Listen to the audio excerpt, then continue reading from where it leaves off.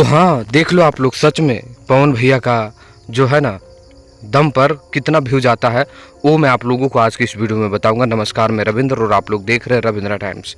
एक गाना आया हुआ था चुम्मा, क्या दमदार गाना था, मुझे तो बेहद अच्छा लगा और मैं चाहूँगा कि आप लोगों को भी वो गाना अच्छा ही लगा होगा।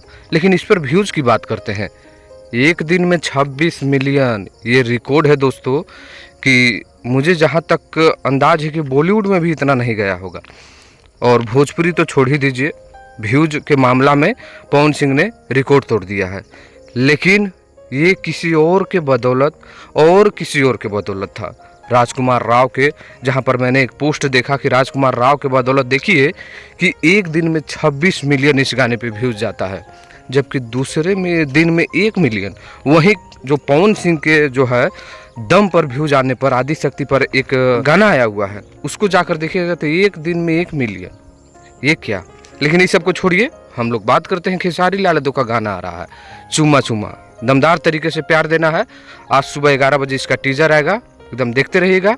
तो आप लोगों को मैंने दिखा दिया कि पवन भैया के दम पर व्यूज एक दिन में 1 मिलियन। इसके बारे में आप लोग जरूर कमेंट करिएगा। मिलते हैं नेक्स्ट वीडियो में। धन्यवाद दोस्तों।